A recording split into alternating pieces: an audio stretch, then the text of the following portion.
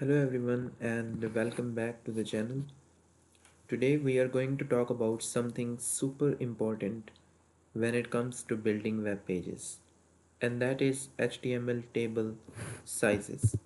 Okay, table sizes. Now by the end of this video you are going to know exactly how to control the width and height of your HTML tables, your columns and your rows, so your table look exactly the way you want them to look. So let's get right into it. So first things first, what do we even mean by table sizes? When you create a table in HTML, by default the browser decides how big the table should be. It automatically adjusts the width and height based on the content inside the cells. But most of the time, we do not want the browser to make that decision for us. We want full control. So HTML gives us the ability to define the size of our table, meaning how wide or tall it should be, and this applies not just to the entire table but also to the individual columns and let me write here individual columns and rows. Okay, this means different columns can have different widths and different rows can have different heights. That is the power of HTML table sizes. Now, how do we actually do this? We use the style attribute in HTML, and inside the style attribute, we use two CSS properties. So, first property we use the width, okay, which controls how wide something is, and the number two we use the height property, which controls how tall something is. So we can set these values in two ways. First, we are using pixels. For example, let me write here. If you use width colon 200 px, okay, so it means the element will be exactly 200 pixels wide. And when you are using the height attribute, and if you set it to, for example, let me write here, for example, writing width, and you set it to 50%. Okay, so let me write here 50%. So it means the element will take up 50% of the available space. Now let's look at how we apply this to actual tables. Let me show you the first example, setting the width of the entire table. Okay, so first we are dealing with the width. So first of all, what we need, a table tag. Okay, then we are going to use the style attribute, and in style attribute we are going to use the width property, and I'm going to set it to 100%. Okay, so what I need table row, and now we need the table heading, and here I'm going to write first name. Okay, then we are going to write here the last name. Now we are going to write here the age. Okay, let me show you the preview of this code, so you can check this the preview in the uh, the preview tab. Okay, now let me write here the data for Jill Smith. So I need the table row. Now I need the table data, and I'm going to write here first name Jill, and I'm going to write here the last name Smith.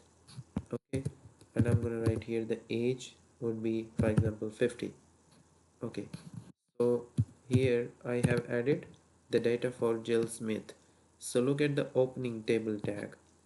Okay, we added style and we set it to width 100%.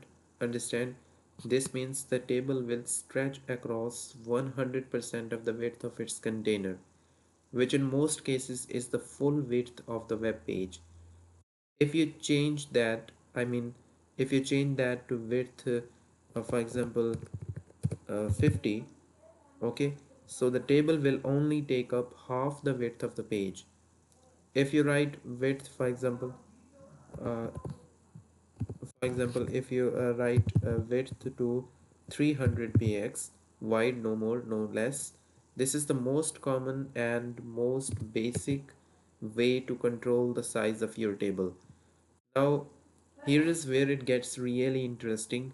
What if you want one column to be wider than the others? You can do that by setting the width on a table header cell. That is the th element, or on a table data cell. So that's the td element. So we have an example. Let me show you. So for example, what you need the table tag. Then you are going to use the style attribute, and I'm going to use the width as a property, and I'm going to set it to 100%. Okay, so now let me close this tag, and I need the tr table row, and I'm gonna set the th. Okay, so in th you are going to use the style attribute. Okay, and we are going to use the width property, and I'm gonna set it to 70%. So I'm gonna write here, for example, first name. Okay, then we are going to use here th, and I'm gonna write here last name here, and again I'm gonna use the table heading, and I'm gonna set it to age. So if I use the another row, and I'm gonna use the data for Jill Smith. Okay, so let me write here the table data for Jill Smith last name. uh, Age is, for example, 50. So what we did, we added style. Okay, width, and we set it to 70%. The first th, the one that says first name. This tells the browser, make this first column take up 70% of the total table width. The remaining two columns, as you can see, these last name and the age, these columns take up, make the first column take up 70% of the total table width, and the remaining two columns will share whatever space is left. This is incredibly useful when you want certain columns to stand out, or when something columns naturally have more content than others. Okay, now let's talk about height, the second element. Sometimes you want a specific row to be taller than default. Maybe you want the header row to look more prominent, or you want a data row to have more breathing room. Okay, so we have the idea that how you can do this. So first of all, you need the table tag, then you need the style attribute, and we are gonna use the width as a property, and we are going to set it to 100%, and I'm gonna use here tr. Okay, so in tr, for example, we are going to use the here in tr, in the opening tag of the tr, we are gonna use style attribute, and I'm gonna set the height, because we are setting the height of the table row, and in I'm gonna set the height to 200 px. Okay, now let me start table heading. So I'm gonna write here the first name, then I'm gonna write here the last name. Okay, then I'm gonna write here uh, table heading the age. Understand? Now what I'm gonna do, I'm gonna write the data for Jill Smith. So let me write here the table data Jill. Okay, uh, and Smith, and I'm gonna set the age to 50.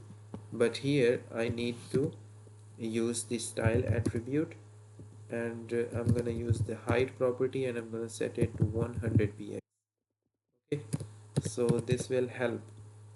So here we added style, as you can see, height, and we set it to 200 px directly on the tr, table row. That's the table row element. The first row, the header row, will now be 200 pixels tall, and the second row, as you can see, we set it to 100 pixels tall. Okay, the data row will be 100 pixels tall, as you can see in the preview tab. So you can do this for every single row in your table. Each row can have a completely different height. Total flexibility. So alright, let's do a quick recap. before we wrap up.